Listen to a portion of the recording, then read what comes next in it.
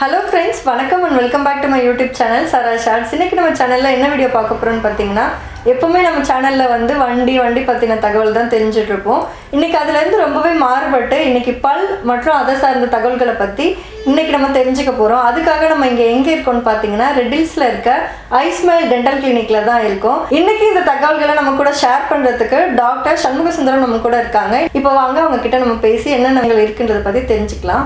வணக்கம் சார். வணக்கம் சார். இந்த டென்டல் கிளினிக் ஸ்டார்ட் பண்ணி எவ்வளவு நாள் சார் ஆகுது? 9 years ஆகுது. 9 years ஆகுது. இப்போ பல் அப்படின்னு பாத்தீங்கன்னாலே பெரியவங்களுக்கும் பிரச்சனை இருக்கும், சின்ன குழந்தைகளுக்கும் பிரச்சனை இருக்கும். இந்த பிரச்சனைகளுக்கான காரணம் நீங்க என்ன சார் நினைக்கிறீங்க? பல்ல வந்து நிறைய வேரியஸ் ரீசன்ஸ்னால பல்லில் வந்து ப்ராப்ளம் வரலாம். ஸோ ரொம்ப காமனான ரீசனாக இருக்கிறது வந்து பெயின், வலிக்காக தான் எல்லாருமே வந்து மேக்ஸிமம் வந்து டென்டிஸ்ட்டை வந்து அப்ரோச் பண்ணுவாங்க, டென்டல் கிளினிக் வருவாங்க. ஸோ வலிக்கான காரணமும் பார்த்திங்கன்னா நம்மளால ஒரு காரணமாக சொல்ல முடியாது, நிறைய காரணம் இருக்குங்க. அதில் ரொம்ப காமனான காரணம் வந்து பல் சொத்தை. ஸோ பல் சொத்தை தான் வந்து ரொம்ப காமனான ரீசனாக இருக்கும். ஸோ இதுக்காக தான் டெய்லியுமே எங்களுக்கு வந்து மேக்ஸிமம் நம்பர் ஆஃப் பேஷண்ட்ஸ் வந்து இந்த பல் சொத்தைனால தான் வருவாங்க. சரி, அதுக்கப்புறம் இப்போ பல்னு எடுத்துக்கிட்டிங்கன்னா பார்த்தீங்கன்னா இது வந்து ஒரு சீசனல்னால பெயின் வருது அப்படின்ற மாதிரி பேஷண்ட்ஸ் வருவாங்களா, இல்லை ரெகுலராக எப்பவுமே வர பேஷண்ட்ஸ் தான் கிராஜுவலாக வந்துட்டே இருப்பாங்க? யூஸ்வலாக வந்து சீசனலுக்காக அப்படின்னு சொல்லிட்டு பல்லு வலி வராது. ஸோ சில சீசன்ஸில் பல்லு வலி அதிகமாக வர்றதுக்கான வாய்ப்பு உண்டு. இப்போ குளிர்காலத்தில் வந்துட்டு நம்மளுக்கு கோல்டு காஃபெல்லாம் வருது இல்லையா, இரும்பல் சளி எல்லாம் வருது இல்லையா, அந்த மாதிரி குளிர்காலத்தில் வந்து பல் வலியோட உணர்ச்சி வந்து அவங்களால அதிகமாக ஃபீல் பண்ண முடியும். ஸோ அதனால் உங்களுக்கு அந்த கோல்டு கிளைமேட்டில் அவங்களுக்கு வந்து அது நேச்சுரலாக அதிகமாக தெரியும். இப்போ சைனஸ் இருக்கவங்களுக்கு வந்து சைனஸ் ப்ராப்ளம் வந்து கோல்டு டைமில் வரும். ஸோ அந்த மாதிரி வந்து அவங்களுக்கு அந்த மாதிரி ஃபீல் பண்ணுவாங்க இந்த மாதிரி சீசனில். ஸோ அதனால தான் தவிர்த்து சீசன்னால பல்லு வலி அந்த மாதிரிலாம் வராது, பிரச்சனைகள் இல்லை. பிரச்சனைகள் இப்போ பல் எடுத்துக்கிட்டிங்கன்னா இப்போ குழந்தைங்களுக்குன்னு பார்த்தீங்கன்னா நிறைய பல் வந்து பார்த்தீங்கன்னா அப்படியே குச்சா ஊசி மாதிரி நின்றோம். இதுக்கான காரணம் என்ன சார் இருக்கும்? பால் பல்லுன்னு சொல்லுவாங்க. ஜென்ரலாக வந்து சின்ன குழந்தைங்களுக்கு வந்து பால் பல்லு தான் இருக்கும்.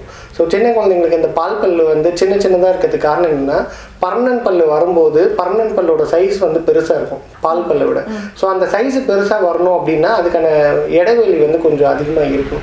ஸோ அதனால சின்ன குழந்தைங்களுக்கு பல்லுங்களுக்கு நடுவில் ஸ்பேஸ் இருக்கிறது வந்து நார்மலு. ஸோ அதை பிரைமேட் ஸ்பேஸ்ன்னு சொல்லுவோம். இந்த ஸ்பேஸ் வந்து இருக்கிறதுனால உங்களுக்கு அந்த பல்லோட சைஸ் சின்னது மாதிரி தெரியுது. ஸோ வளர்ச்சியில் தாட சைஸ் பெருசாகும் போது பல்லோட சைஸ் சின்னது மாதிரி தெரியும். ஆனால் பர்மனன்ட் பல் வரும்போது உங்களுக்கு அந்த கேப் எல்லாம் நேச்சுரலாகவே மறைஞ்சிடும்.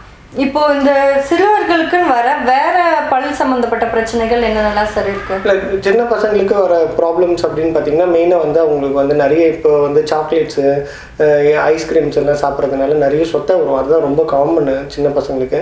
ஸோ அதை தாண்டி வந்து சில குழந்தைங்களுக்கு வந்து பல் வந்து சரியாக விழாது, சரியாக முளைக்காது. ஸோ முளைக்கும் போது ஏற்படுற வலி இந்த மாதிரியான காரணத்தினால சின்ன பசங்க வருவாங்க. சில பசங்க வந்து பால் குடிச்சிட்டே தூங்குறாங்க இல்லையா, அது வந்து ரொம்ப தப்பான பழக்கம். ஸோ பால் குடிச்சிட்டே தூங்கும்போது வந்து அந்த சக்கரை, பாலில் இருக்க சக்கரை வந்து பல்லே ஒட்டிடும். ஸோ அதனால அவங்களுக்கு நிறைய சொத்தை வரதுக்கான வாய்ப்பு இருக்குது. ஸோ நைட்டில் வந்து பால் குடிக்கிறத வந்து முடிஞ்சால் அவாய்ட் பண்ணிட்டோம். அப்படி இல்லைன்னா பால் குடிச்சதுக்கப்புறமா வாய் குப்பிக்கிறதோ இல்லை பல்லு வலிக்கு தூங்குறது நல்லது, ரொம்ப நல்லது. இப்போ பார்த்தீங்கன்னா டாக்டர், இப்போ பல்லுக்கு அப்படின்ட்டு ஏதாவது ஒரு பீரியாடிக்கல் செக்அப் இருக்கா? இப்போ ஜென்ரலாக நம்ம வந்து ஹியூமன் பாடின்னு எடுத்திங்கன்னா அப்பப்போ ஜுரம் வரும், சளி வரும், இதனால நம்ம ஒரு ஜென்ரல் ஃபிசிஷியனை போய் பார்த்துடுவோம். இதே பல்லுன்றது வந்து சில பேருக்கு பல்லுக்கான பிரச்சனைகள் வந்து ரெகுலராக வராது. இப்போ இதுக்கான தீர்வுகள்லாம் என்ன, எப்படி நம்ம பீரியாடிக்கலாக செக் பண்ணிக்கலாம் அப்படின்னு ஏதாவது இருக்குங்களா? பல்லுக்கு வந்து ஆக்சுவலாக வந்து பீரியடிக்காக செக் பண்ணுறது வந்து நார்மலான ஒரு விஷயம் தான். ஸோ எவ்ரி 6 months இல்லை 1 yearக்கு ஒன்ஸாவது வந்து நீங்கள் வந்து பல்லுக்கு வந்து செக் பண்ணிக்கணும். என்ன அப்படின்னா வந்துட்டு பல்லு வந்து ஏதாவது ப்ராப்ளம் இருக்கான்றது ஃபஸ்ட்டு செக் பண்ணிடலாம். எவ்ரி இயர் நீங்கள் செக்அப் பண்ணும்போது சின்னதாக இருக்க ப்ராப்ளம்ஸும் நம்ம முன்னாடியே பார்த்துருவோம், அதை ப்ரிவென்ட் பண்ணிடுவோம். ஸோ ஒரு பெயின் வர வரைக்கும் வெயிட் பண்ணணும், இல்லை பெயின் வந்ததுக்கப்புறமா தான் டென்டிஸ்ட்டை பார்க்கணும் அப்படிங்கிறது வந்து தப்பான விஷயம். ஸோ நீங்கள் வந்து எல்லாருமே வந்து ரெகுலராக நார்மலாக இருந்தால் கூட அது நார்மலாக இருக்கான்றது ஒரு கன்ஃபார்ம் பண்ணிக்கிறது நல்லது. ஏன்னா பல்லு வந்து ரொம்ப முக்கியமான ஒரு உறுப்பு இல்லையா உடம்புல. ஸோ அதனால பல்லுக்கு வந்து நீங்கள் ஒரு இம்பார்ட்டன்ஸ் கொடுக்கணும். அந்த நீங்கள் பீரியாடிக்காக செக் பண்ணுறது நல்லது. ஸோ நீங்கள் பீரியாடிக்காக செக் பண்ணும்போது சின்ன சொத்தை இருந்ததுன்னா நம்ம முதலே பார்த்து அடைச்சிக்கலாம். இப்போ அந்த சின்ன சொத்தை சாதாரணமாக விட்டதுக்கு அப்புறமா தான் அது வலி போயிடும். ஸோ அதனால வந்து பீரியாடிக்காக செக் பண்ணுறது ரொம்ப நல்லது. அட்லீஸ்ட் இயர்லி ஒன்ஸ் நீங்கள் வந்து செக் பண்ணுங்க, அது நார்மல். இப்போ பார்த்தீங்கன்னா டாக்டர், ஜென்ரலாக பல்லுக்கும் நம்ம உடம்புல வர வேற ஒரு நோய்க்கும் வந்து கனெக்ஷன் இருக்குங்களா? இப்போ வந்து இப்போ சுகர் இருக்குது அப்படின்னா லைட்டாக பல்லு வலி வந்துட்டாலே பிரச்சனை அப்படின்ற மாதிரி பொதுவாகவே மக்கள்கிட்ட ஒரு கருத்து இருக்கு, அந்த மாதிரி ஏதாவது சில நோய்க்கும் பல்லுக்குமான கனெக்ஷன் ஏதாவது? கண்டிப்பாக உண்டு. ஸோ வந்து பல்லுக்கும் மற்ற நோய்களுக்கும் வந்து நிறைய கனெக்ஷன்ஸ் உண்டு. ஸோ வந்து இப்போ அயன் சக்தி கம்மியாக இருந்துச்சு அப்படின்ற விஷயம் வந்து வாயில் தெரிய ஆரம்பிக்கும். ஸோ பேல்னஸ் ஆகும். அதே மாதிரி வந்து ஜிஆர்டின்னு சொல்லுவாங்க, கேஸ்ட்ரோ ஈசோஃபேகல் ரிஃப்ளெக்ஸ் டிசீஸ் அப்படி சொல்லுவாங்க. இந்த ஜீரணத்தில் ஏற்படுற ப்ராப்ளமு, அந்த ஜீரண சக்தியில் ஏற்படுற ப்ராப்ளம்னால கேஸ் மாதிரி வாய் வழியாக வெளியே வரும். அந்த மாதிரி வெளில வரும்போது வந்து பார்த்திங்கன்னா உங்களோட பல் வந்து அரிச்சிடும். ஸோ இந்த மாதிரி நிறைய வந்து ஜென்ரல் டிசீஸ் வந்து உங்களுக்கு வந்து ஓரல் கேவிட்டியில் வந்து ரிஃப்ளெக்ட் ஆகும். ஸோ நீங்கள் ஜென்ரல் ஃபிசிஷியன் வந்து சம்டைம்ஸ் கொஞ்சம் லேட்டாக தான் தெரிய வரும். நீங்கள் ரெகுலர் டென்டல் செக்கப்பில் இருந்தால் கூட சில நோயை உங்களுக்கு வந்து முன்கூட்டியே வந்து அப்படியும் தெரிஞ்சுக்கலாம். கண்டிப்பாக தெரிஞ்சுக்கலாம். இது என்ன சொல்லுவாங்கன்னா oral cavity is mirror of இது சிஸ்டமிக் டிசீஸ் அப்படின்னு சொல்லுவாங்க. ஸோ உங்களுக்கு சிஸ்டமிக்காக வர டிசீஸ் வந்து நீங்கள் வாய் வழியாகவே நிறைய நேரத்தில் வந்து தெரிஞ்சுக்கலாம். நிறைய நேரம் தெரிஞ்சுக்கலாம். நீங்கள் கேட்ட மாதிரி வந்து சுகர் இருக்க பேஷண்ட்க்கு வந்து பல்லு ப்ராப்ளம் வருமா அப்படின்னா சுகர்னால பல்லு ப்ராப்ளம் வராது. ஆனால் பல்லு ப்ராப்ளம் வந்து சுகர் பேஷண்ட்டுக்கு அதிகமாக வர்றதுக்கான சான்சஸ் உண்டு. இப்போ ஒரு புண்ணு வருது ஈர்லையோ இல்லை பல்லில் ஒரு இன்ஃபெக்ஷன் வருதுன்னா அந்த இன்ஃபெக்ஷன் வந்து ஹீலிங் ஆகிறது, அந்த புண்ணு ஆறுறதுக்கான தன்மை வந்து டிலேடாக இருக்கும். அதனால இப்போ அவங்களுக்கு வந்து ஈர் சம்மந்தப்பட்ட நோய் வருதுன்னா ஒரு நார்மல் பேஷண்ட்டுக்கு ஏற்படுற விளைவை விட இவங்களுக்கு கொஞ்சம் அதிகமாக ஏற்படும். ஸோ கொஞ்சம் அதிகமாக இருக்கும். இப்போ எலும்பு தேய்மானம் நடக்குது அப்படின்னா சுகர் இருக்கவங்களுக்கு கொஞ்சம் அதிகமாக இருக்கும். ஸோ ஒரு புண்ணு அடிபட்டு ஆறுறதுக்கு சுகர் பேஷண்ட்க்கு எப்படி லேட் ஆகுமோ அதே மாதிரி பல் சம்மந்தப்பட்ட நோயிலேருந்து அது அவங்க குணமாகி வரதுக்கு கொஞ்சம் டைம் எடுக்கும். ஸோ அதுதான் மெயின் ரீசன். அப்புறம் இன்னொரு கருத்து கூட பரவலாக மக்கள்கிட்ட இருக்கு. அது என்னன்னு பார்த்தீங்கன்னா, இப்போ பல் வலி வருதா, பல்லுக்கு நீ ட்ரீட்மெண்ட் எடுத்துட்டேன்னா உனக்கு உடனே ஜன்னி வந்துடும் அப்படிங்கிற கருத்து வந்து பொதுவாக மக்கள்கிட்ட இருக்கு. இதுக்கு என்ன சார் நீங்க? இல்லை, அந்த மாதிரிலாம் எந்த ஒரு இதுவுமே கிடையாது. அது எல்லாமே வந்து ஒரு மித்து தான். ஸோ வந்து பல்லு எடுத்தா ஃபீவர் வரும், இல்லை பல்லு எடுத்தா அப்படின்லாம் எதுவுமே கிடையாது. அது பல்லுக்கும் ஜன்னிக்கும் எந்த சம்பந்தம் கிடையாது. இப்போ பல் வலி இருக்கு, பல்ல போய் புடுங்கிட்டு வந்துட்டா ரொம்ப பேம்பரிங்கா அந்த பர்சனை பார்த்துக்கணும். அதாவது இந்த மாதிரி ரெய்னி சீசன்ல டைல்ஸ்ல எல்லாம் கால் வைக்க கூடாது, ரொம்ப சில்லுன்னு ஆயிடும். இதனால வந்து உடம்புக்கு இன்னும் கூட கொஞ்சம் எக்ஸ்ட்ரா பிரச்சனை வரும்னு சொல்றாங்க. இதெல்லாம் நீங்க எப்படி? இல்லை, அந்த மாதிரிலாம் எதுவுமே கிடையாது. ஆக்சுவலாக வந்து நீங்கள் பேம்பரிங் பண்ணுற அளவுக்குலாம் அவங்களை பார்த்துக்க வேண்டாம். ஸோ கரெக்டான இன்ஸ்ட்ரக்ஷன்ஸ் ஃபாலோ பண்ணால் போதும். இப்போ பல்லு எடுத்த உடனே வந்துட்டு எல்லா டாக்டரும் ஜென்ரலாக வந்து ஒரு காட்டன் வைப்பாங்க. காட்டன் வச்சுட்டு உங்களுக்கு வந்து அந்த இடத்துல வந்து ரத்தம் கட்டுறதுக்கான நேரத்தை மட்டும் அங்கே வைக்க சொல்லுவாங்க. ஒரு 1/2 hourலேருந்து 1 hour வைக்க சொல்லுவாங்க. அதுக்கப்புறம் ஃபஸ்ட்டு 1 or 2 days வந்துட்டு சூடாக காரமாக எதுவும் சாப்பிட வேண்டாம் சொல்லுவாங்க. இந்த மாதிரி சின்ன சின்ன இன்ஸ்ட்ரக்ஷன்ஸ் ஃபாலோ பண்ணிவிட்டு டாக்டர் கொடுக்குற மெடிசின்ஸ் மட்டும் கரெக்டாக போட்டாலுமே மேக்ஸிமம் உங்களுக்கு எந்த ப்ராப்ளம் வராது. இப்போ பிரெக்னென்ட் விமன் இருக்காங்க, அவங்களுக்கு அந்த டைம்ல பிரெக்னன்சி டைம்ல ஏதோ பல்ல ஒரு பிரச்சனை இருக்கு, அவங்க வந்து உங்களை அணுகலாமா? இல்லை, கண்டிப்பாக வரலாம். வந்து ஏதாவது ப்ராப்ளம் இருந்துச்சுன்னா பார்க்கலாம். பட் ஏன்னா ட்ரீட்மெண்ட் வைஸ் இப்போ வந்து ப்ரெக்னென்ட் லேடிஸ்க்கு வந்துட்டு முதல் 3 மாதத்துக்கு எந்த ட்ரீட்மெண்ட்டுமே பண்ண மாட்டோம். ஸோ ஏன் அப்படின்னா வந்து முதல் 3 மாதத்துல வந்து ரொம்ப கேர்ஃபுல்லாக பார்க்கணும். ஆர்கனோஜெனிசிஸ் சொல்லுவாங்க, உள்ள இருக்க ஆர்கன்ஸ் எல்லாம் ஃபார்ம் ஆகுறதுனால. ஸோ செகண்ட் ட்ரைமஸ்டர் தான் வந்து சேஃபஸ்ட் பீரியட். இப்போ வந்து யூஸ்வலாக ப்ரெக்னென்ட் லேடிஸ் டென்டல் ட்ரீட்மெண்ட் பண்ணோம்னா அவங்களோட செகண்ட் ட்ரைமஸ்டர் 4வது 5வது 6வது மாதத்துல ட்ரீட்மெண்ட் பண்ணலாம். ஸோ இதுவும் வந்து ஒரு ஃபிசிஷியனோட ஒப்பீனியனோட பண்ணுறது வந்து நல்லது. அவங்க ரெகுலராக கண்டிப்பாக கைனகாலஜிஸ்ட் பார்த்துருப்பாங்களே அவங்களோட பண்ணுறது. ஸோ கடைசி 3 மாதமும் ட்ரீட்மெண்ட் பண்ண மாட்டோம். இந்த இடைப்பட்ட அந்த 3 மாதத்துல மட்டும்தான் வந்து ட்ரீட்மெண்ட் பண்ணுவோம். ஸோ ட்ரீட்மெண்ட் வந்து அதிகபட்சம் பல் எடுக்கிறது இல்லை பல் அடைக்கிறது இல்லை மருந்து வைக்கிறது இந்த அளவுக்கு தான் இருக்கும். இந்த ப்ரெக்னன்சி டைமில் பொதுவாக எக்ஸ்ரேஸ் எடுக்க மாட்டோம், ஆன்டிபயோட்டிக் கொடுக்க மாட்டோம். ஸோ எந்த மருந்து கொடுக்கறதா இருந்தாலுமே அவங்க கைனகாலஜிஸ்டோட ஒப்பீனியனில் தான் கொடுப்போம். இன்னைக்கு காலகட்டத்தில் பார்த்தீங்கன்னா டாக்டர், இப்போ நிறைய பெண்களாக இருக்கட்டும் ஆண்களாக இருக்கட்டும், இப்போ அவங்களுக்கான பெரிய பிரச்சனையே எத்துப்பல் இருக்கிறது தான். அதுக்கான தீர்வு என்னென்னலாம் இருக்குது டாக்டர்? இந்த எத்துப்பல் மட்டும் இல்லை, பல்லில் வந்து நிறைய பேருக்கு வந்து பல் எடுப்பாக இருக்கிறது, பல்லில் வந்து அலைன்மெண்ட் வந்து ப்ராப்பராக இல்லாமல் முன்ன பின்ன இருக்கிறது, அதுக்கப்புறம் வந்து நிறைய கேப் இருக்குது, இந்த மாதிரியான ப்ராப்ளம்காக அப்ரோச் பண்ணுவாங்க. ஸோ இந்த மாதிரி பேஷண்ட்ஸ்க்கு வந்து என்ன ட்ரீட்மெண்ட் இருக்குன்னா வந்து ஃபிக்ஸ்டு அப்ளையன்ஸ்ன்னு சொல்லுவோம். ஸோ பல்லை வந்து நகர்த்தி அது எல்லாமே சீர்வரிசைப்படுத்துறதுக்காக ஒரு ப்ரொசீஜர். ஸோ அது வந்து முன்ன காலத்தில் ஃபிக்ஸ்டு அப்ளையன்ஸ் மட்டும் இருந்துச்சு. இப்போ வந்து நிறைய டெக்னாலஜி எல்லாம் மாறினதுக்கப்புறமா உங்களுக்கு அலைனர் அப்படின்னு சொல்லிட்டு ஒரு இது இருக்குது. அது வந்து உங்களுக்கு நான் இன்வேசிவாக இருக்கும். ஸோ ரிமூவபுளாகவும் இருக்கும், உங்களுக்கு வந்து ப்ரெடிக்டபிள் அவுட்கம் கிடைக்கும்.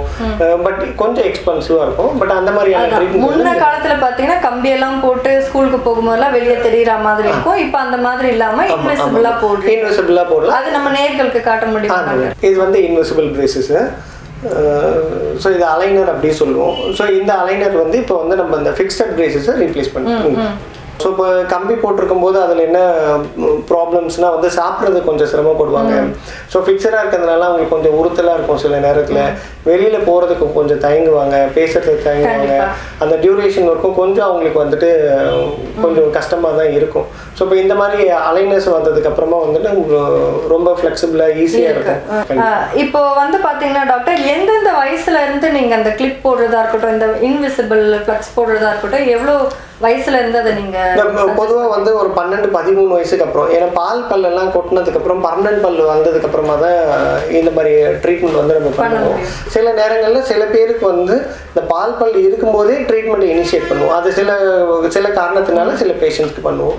சில பேஷண்ட்க்கு வந்து எலும்புலேயே வந்து பிரச்சனை இருக்கும், பல்லில் மட்டும் இல்லாமல் தாடியோட சைஸ்லேயே பிரச்சனை இருக்கும். அவங்கெல்லாம் வந்து நம்மளுக்கு வந்து இன்னும் சின்ன வயசுல இந்த 13 வயசுக்கு முன்பட்ட வயசுலேயே வந்து ட்ரீட்மெண்ட் ஸ்டார்ட் பண்ணுவோம். எலும்பு சம்பந்தமான ட்ரீட்மெண்ட் வந்து இன்னும் கூட ஒரு சின்ன வயசுலேயே ஆரம்பிப்போம். பொதுவாக இந்த கிளிப் போடுறது, அலைனர் போடுறதுன்றது ஒரு 13 வயசுக்கு மேலே வந்து நம்ம ஆரம்பிக்கலாம். ஸோ இதெல்லாம் ஐடியல். இந்த 13லேருந்து 20 வயசுக்குள்ளே போடும்போது நல்ல ரிசல்ட்ஸ் கிடைக்கும். ஏன்னா அவங்க க்ரோயிங் ஸ்டேஜில் இருப்பாங்க இல்லையா, ஸோ அதனால அவங்களுக்கு நல்ல ஃபாஸ்ட் மூவ்மெண்ட். இப்போ இந்த 13 வயசுக்குள்ள எடுக்க தவறிட்டாங்க, அதுக்கப்புறமா அவங்களுக்கு தேவைப்படுது இல்லை பண்ணலாம். அது வந்து ஏஜ் லிமிட் இல்லை, அவங்களோட ஹெல்த்தோட கண்டிஷன், அவங்களோட பெரடண்டல் ஹெல்த் சொல்லுவாங்க. இந்த பல்லை சுற்றி இருக்கிற அந்த உள்ள இருக்கிற இது வந்து ஹெல்த்தியாக இருந்துச்சுன்னா நம்மளுக்கு இதுக்கு ஏஜ் லிமிட் மாதிரி கிடையாது, நம்ம பண்ணலாம். இப்போ எந்த வயசுக்காரங்களுக்கு ட்ரீட்மெண்ட் பண்றது வந்து உங்களுக்கு ரொம்பவே சேலஞ்சிங்கா இருக்கும் டாக்டர்? அப்படி இல்லை, எந்த வயசுக்குன்னு சேலஞ்சு கிடையாது. ஸோ பண்ணுற ட்ரீட்மெண்ட் எந்த அளவுக்கு குவாலிட்டியாக நம்ம கொடுக்குறோன்றதுல தான் சேலஞ்ச் இருக்கு. இப்போ குழந்தைங்கன்னா கோஆப்ரேட்டிவாக இருக்க மாட்டாங்க, அது ஒரு சேலஞ்ச் இருக்கும். இப்போ ஓல்ட் ஏஜ் பீப்புளுக்கு வந்துட்டு அவங்களுக்கு அந்த ஏஜ் ரிலேட்டட் சேலஞ்சஸ் இருக்கும். ஸோ அது மாதிரி எல்லா டைப் ஆஃப் பீப்புளுக்குமே ஒரு சேலஞ்ச் உண்டு. இப்போ பார்த்தீங்கன்னா ஒரு 25 வயசுக்கு மேலே இல்லை ஒரு 20 வயசுக்கு மேலேனே சொல்லலாம், இது மாதிரியான இருக்க ஆட்களுக்கு பார்த்தீங்கன்னா கடைசியில் 4 பல்லு வளரும், அது ஞானப்பல் மாதிரி சொல்லுவாங்க. 18 வயசுக்கு மேலே வரும், அதனால அது ஞானப்பல்னு சொல்லுவாங்க பொதுவாக. இப்போ அந்த பல்லுல ஏற்படுற பிரச்சனை வந்து ரொம்ப பெரிய பிரச்சனைனே சொல்லலாம். தலைவலி, கழுத்து வலி அந்த மாதிரிலாம் நிறையா இருக்கும். இப்போ அந்த பல்லை வச்சுக்கிறது நல்லதா இல்லை அதை வந்து அந்த பல்லு பொறுத்த வரைக்கும் வந்து அங்கே ப்ராப்ளம் வந்து அந்த பல்லு வளர்றதுக்கு சரியான போதுமான இடம் இல்லை. ஸோ அப்போ அந்த பல்லோட வளர்ச்சிக்கு அங்கே இடம் இல்லாதப்போ அந்த பல்லு எடுத்தாதான் அந்த ப்ராப்ளம் சரியாகும். ஸோ இப்போ நம்ம அது உள்ளே வச்சிருக்கிறதுனால அதனால ஏற்படுற வலி தான் அதிகமாக இருக்கும். அந்த பல்லு உள்ளே இருக்கிறதுனால நம்மளுக்கு எந்த யூஸும் கிடையாது. அந்த பல்லு எடுக்கிறது மட்டும்தான் நல்ல ட்ரீட்மெண்ட். இப்போ வாயில பல்ல தவிர வேற என்னென்ன பிரச்சனைகள்லாம் வரும் டாக்டர் பொதுவா? இல்லை, இப்போ பல்லு தான் மெயினான ப்ராப்ளம். ஸோ பல்லை தாண்டி வந்து சில பேருக்கு வந்து மற்ற இதுனா வந்து ஹேபிட்ஸ்னால வர ப்ராப்ளம்ஸ் உண்டு. ஸோ ஸ்மோக் பண்ணுறது, பாஞ்சு பண்ணுறது, ஸோ அதனால வர லீஷன்ஸ், அதனால தோல் சுருங்கிறது, அந்த மாதிரியான ப்ராப்ளம் வரும். ஸோ அதனால நிறைய ப்ராப்ளம் வரும். வாய் திறக்கிறது கஷ்டமாயிடும், இந்த மாதிரி ப்ராப்ளம் வரும். சில பேர் வந்து இந்த அடிபட்டு வருவாங்க, எலும்பு உடஞ்சி வருவாங்க, அந்த மாதிரியான ப்ராப்ளம்ஸ் இருக்கு. மோஸ்ட்லி காமனாக விளையாடும் போது இடிச்சுக்கிறவங்க, அடிபடுறவங்களுக்குலாம் இந்த முன்பல்ல அடிபடும். ஸோ அந்த முன்பல்ல அடிபடுறதுனால ஏற்படுற ப்ராப்ளம் இருக்கு. ஸோ சொத்தை இல்லாமல் உங்களுக்கு மற்ற இந்த மாதிரியான ப்ராப்ளம்ஸ். ஆமாம். இப்போ நார்மலா பல்லுக்கு மருத்துவம் இல்லாம அழகு சார்ந்த மருத்துவமும் இருக்கு, அதுல என்னென்ன சார் நீங்க? ஸோ அழகு சார்ந்த மருத்துவம் அப்படின்னா வந்து ஸ்மைல் டிசைனிங் சொல்லலாம். ஸோ சிரிக்கும் போது நம்மளோட பல்லு வந்து வெளில தெரியுது இல்லையா, ஸோ அதோட சைஸ் எப்படி மாடிஃபை பண்ணுறது, ஸோ அது ரிலேட்டடாக நம்ம சிரிக்கும் போது நம்மளோட முகம் வந்து ரொம்ப கவர்ச்சியாக தெரியணுன்றதுக்காக ஸ்மைல் டிசைனிங் அப்படின்னு சொல்லிட்டு ஆமாம். ஸோ நம்ம டிஜிட்டலாகவே ஃபர்ஸ்ட் வந்து நம்மளோட ஃபோட்டோ சிரிக்கும் போது எப்படி இருக்குன்னு அந்த ஃபோட்டோ எடுத்து சாஃப்ட்வேரில் ஒர்க் பண்ணி நம்மளோட ஸ்மைல் எப்படி சேஞ்ச் பண்ணலான்ற மாதிரி நம்ம ஸ்மைல் சேஞ்ச் பண்ணலாம். ஸ்மைல் டிசைனிங் சொல்லுவாங்க. ஸோ அந்த மாதிரியான இதெல்லாம் இருக்குது. இது வந்து அழகு சார்ந்தது. ஸோ கலர் பல்லோட கலர் வந்து இன்னும் கொஞ்சம் ஒயிட்டாக வேணும் அப்படின்னு சொல்லிட்டு அதுக்கான சில டெக்னிக்ஸ் இருக்கு. ஸோ இதெல்லாம் வந்து பல்லு அழகுபடுத்துறதுக்காக பண்ணுறது ட்ரீட்மெண்ட். ஸோ இப்போ வந்து பல் மருத்துவம் தான் எல்லாருக்கும் தெரிஞ்சிருக்கும், ஆனால் அழகு சார்ந்த மருத்துவம் வந்து நம்மள பல பேருக்கு தெரிஞ்சிருக்காது. அது உங்க மூலமா தெரிஞ்சுக்கிட்டதுக்கு ரொம்பவே நன்றி சார். இப்போ பால் பல்லுங்கிறது வந்து ஆடி நமக்கு விழுந்துரும். இப்போ அது ஒரு 13 வயசுக்குள்ள விழுந்துரும் அப்படின்ற மாதிரி நீங்க சொல்லியிருந்தீங்க. இப்போ இதை தாண்டி ஒரு 14 வயசுக்கு அப்புறமா ஏதோ ஒரு சிச்சுவேஷன்ல பல் வந்து ஆடி விழு, அந்த மாதிரி விழ வாய்ப்பு இருக்கா? பல்ல ஆடுமா? இல்லை, பால் பல்லை பொறுத்த வரைக்கும் நீங்க சொன்ன மாதிரி தான். அது வந்து பீரியாடிக்கா ஒரு ஏஜ்ல வந்து அந்தந்த பல்லு வந்து விழுந்துடும், அதுக்கு அடுத்த பல்லு வந்து முளைச்சும். இது வந்து நார்மல் தான். இது மோஸ்ட்லி பார்த்தீங்கன்னா ஒரு 13 வயசு இல்லை 14 வயசுக்குள்ள முடிஞ்சிடும். அதை தாண்டியும் சில பேருக்கு பல்லு விழலை அப்படின்னா மேபி பர்மனன்ட் பல்லு வர்றதுக்கான போதுமான சிச்சுவேஷன் இல்லை. ஸோ அந்த மாதிரி இருக்கும்போது வந்து நம்ம அந்த பல்லை எடுத்து அந்த பர்மனன்ட் பல்லை வெளியில் கொண்டு வரதுக்கு ட்ரை பண்ணும். அதை வந்து நீங்கள் பீரியடிக்காக டென்டிஸ்ட்டை விசிட் பண்ணும்போது தான் நமக்கு தெரியும். ஸோ அது இருக்குது. பல் ஆடுறதே பார்த்தீங்கன்னா சில பேர் வந்து ஏஜ்டு பேஷண்ட்ஸ் எல்லாம் இருக்காங்க இல்லையா, ஸோ அவங்க எல்லாம் பல் ஆடுறதுக்காக வருவாங்க. ஸோ இப்போ ஏஜ்டு பேஷண்ட்ஸ் பொறுத்த வரைக்கும் எல்லா ஏஜ்டு பேஷண்ட்ஸ்க்கும் பல் ஆடணும்னு அவசியமே இல்லை. பொதுவாக வந்து பல் வந்து ஜென்ரலாக யாருக்கும் ஆடாது. ஸோ ஈர் சம்மந்தப்பட்ட நோய்க்கு நம்ம ட்ரீட்மெண்ட் பண்ணலைன்னா மட்டும்தான் உங்களுக்கு வந்து ஈர் பல்லை சுற்றி இருக்க சப்போர்ட் எல்லாம் போகும்போது தான் பல் ஆடும். யூஸ்வலாக வயசாகும்போது பல் தேய்கிறது நார்மல். ஏன்னா நம்ம சாப்பிட்றோம் இல்லையா, நம்ம சாப்பிட்றதுனால பல்ல ஏற்படுற தேய்மானம் வந்து நார்மல் தான். ஆனால் பல் ஆடுதுன்னா அது வந்து ஈர் சம்மந்தப்பட்ட நோய் தான். அது நம்ம பீரியடிக்காக செக் பண்ணாதனால வரதுனால தான் பல் ஆடுறதெல்லாம் இருக்கும். இப்போ இன்னும் ரேரஸ்ட் ஆஃப் ரேர் கேஸில் பார்த்தீங்கன்னா சில பேருக்கு பால் பல்லும் விழாது, அதை தாண்டி அப்படியே கரடு முரடாக உள்ளுக்குள்ளே வளர்ந்துருக்கும்.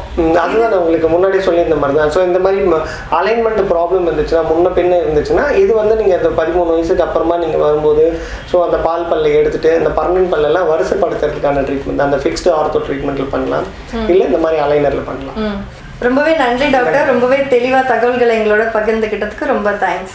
இன்னைக்கு நம்ம ஒரு ஜென்ரல் ஆடியன்ஸாக நீங்கள் உங்ககிட்ட என்னென்ன கொஷின்லாம் இருக்குமோ அதை வந்து நான் டாக்டர் கிட்ட கேட்டு உங்களுக்கு ஒரு அளவுக்கு தெளிவுபடுத்திருப்பேன்னு நினைக்கிறேன். இதே போல் வரும் வாரங்களில் நம்மளோட சேனலில் வந்து பல் பற்றின தகவல்களையும் பார்த்து தெரிஞ்சுக்கலாம். அது மட்டும் இல்லாமல் இன்னும் பல்களுக்கான என்னென்ன அறுவை சிகிச்சை முறையெல்லாம் இருக்குன்றதை நம்ம கேட்டு தெரிஞ்சுக்கலாம். உங்களுக்கு ஏதாவது பல் சம்மந்தப்பட்ட கேள்விகள் இருந்துச்சுன்னா இந்த வீடியோட கமெண்ட் செக்ஷனில் போடுங்க. நான் நெக்ஸ்ட் வீடியோவில் சார்கிட்ட கேட்டு உங்களுக்கு தெளிவாக எக்ஸ்பிளைன் பண்ணுறேன். ஸோ இன்றைக்கி நம்ம பார்த்த இந்த வீடியோ உங்களுக்கு பிடிச்சிருந்துச்சுன்னா நம்ம சேனலுக்கு லைக் பண்ணுங்கள், ஷேர் பண்ணுங்கள், கண்டிப்பாக சப்ஸ்கிரைப் பண்ணுங்கள். இதே போல் இன்னொரு வித்தியாசமான வீடியோட உங்களுக்கு கூட சீக்கிரம் சந்திக்கிறேன். அதற்கு உங்களிடம் விடைபெறுவது சரண்யா. நன்றி, வணக்கம்.